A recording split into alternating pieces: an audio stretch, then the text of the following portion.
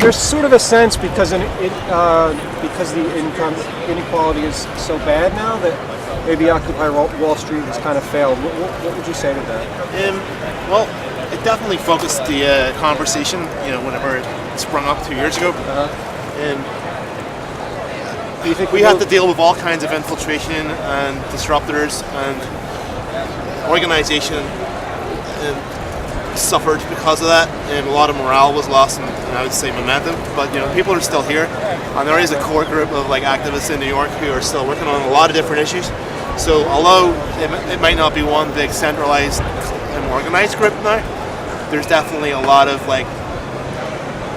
different groups working on different issues. So income inequality is actually worse now than when the movement It started. sure is, yes. So there's sort of a sense, at least among some critics, that the movement has failed. How would you respond to that?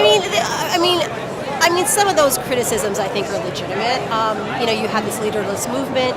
You also have a movement that is, focused in many different directions. So there's not, so to have that kind of power and to keep it sustained is a little bit difficult. But what I find what's going on, I'm part of this group called the Alternative Banking Working Group, and I feel like the working groups have gotten more committed, more dedicated, and through that, I think there's more community activism that's happening. So as opposed to seeing thousands and thousands of people on the street. So I think this has gotten a little more focused. Would you personally like to see more organization and leadership? Yes, I mean leadership means different things to different people. We all might have different opinions on that, but nothing wrong with organization. I'm a practicing anarch, and I think your pin. Thank you. Organization is key because you've got to have a message, and it's got to be concise and precise, so people will not be dismissive of it. So nothing wrong with organization.